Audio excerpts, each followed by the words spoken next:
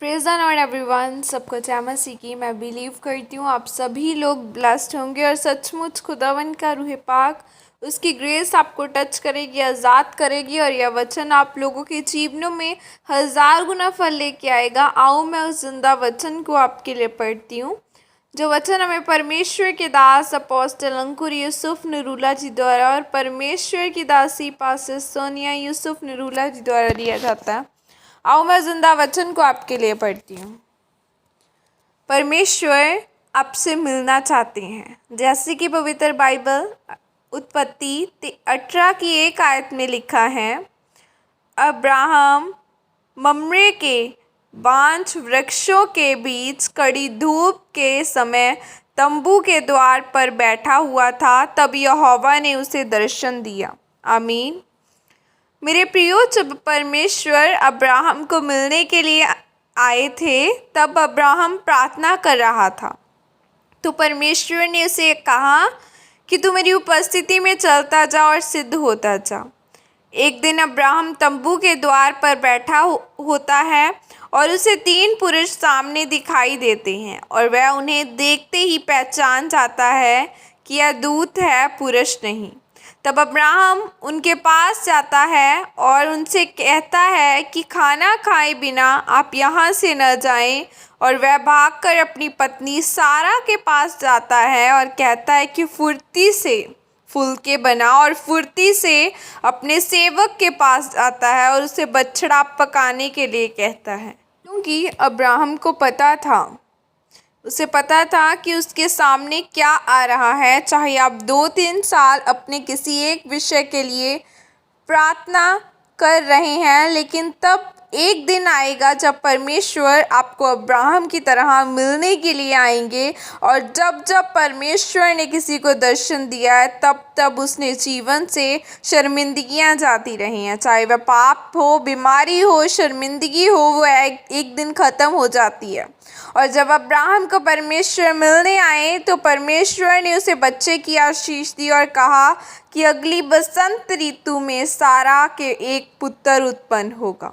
और तब परमेश्वर ने उनके जीवन से शर्मिंदगी को ख़त्म किया। परमेश्वर जब अपने दासों के जीवन में मिलने के लिए जाता है तो 2 तरह की चीज़ें होती हैं, या तो एक व्यक्ति आशीषित होता है या वह नाश होता है। अगर आप प्रार्थना करने वाले हैं, बोने वाले हैं, परमेश्वर में विश्वास रखने वाले हैं, तो जब परमेश्वर आपको मिलने के लिए आएगा तो वह आपको उपहार देगा। और बाइबल में लिखा है, याकूब, यूहन्ना, अंद्रियास और पतरस जाल धो रहे थे, तब प्रभु यीशु मसीह उन्हें मिलने के लिए आए और कहा, याकूब, यूहन्ना, पतरस मेरे पीछे आ जाओ। और वह उसी समय उसके साथ हो लिए, जिसके कारण वह आशीषित हुए।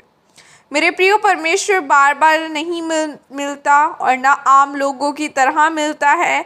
परमेश्वर आपके साथ तो रहता है, लेकिन वह तब आपसे मिलता है जब आप परमेश्वर किसी काम को आपके जीवन में स्थापित करने के लिए आता है, और जब आप उस काम को पूरा करते हैं तब आप सदा की आशीष को पाते हैं। लेकिन आज बहुत से लोग परमेश्वर की मुलाकात को, उसके दर्शन को पहचान नहीं पाते, क्योंकि वे अपने जीवन को संपूर्ण रीति से, आत्मिकता से नहीं जीते, जिसके कारण वे अपने जीवन में निराशा को देखते हैं और आगे नहीं बढ़ पाते। इसीलिए मेरे प्रियो, आज आपको अपने जीवन को आत्मिक रीति से और अपने आप को पवित्रताई और सिद्ध जीवन में लेकर जाने की ज़रूरत है। तब परमेश्वर आपसे मिलने के लिए आएंगे और अब्राहम की तरह आपको आशीषित करेंगे। आमीन। यह अंगीकार आपके तरफ से किया जाए। सर्वशक्तिमान परमेश्वर, इस वचन के लिए पिता मैं आपका धन्यवाद करती हूँ, और मैं यह अंगीकार करती हूँ पिता कि मैं अपने जीवन में आपके वचन पर चलूँगी, सिद्ध होंगी और आपके मुलाकात को पहचानूँगी। प्रभु यीशु मसीह के सामर्थ्य नाम में मांगती हूँ। आमीन।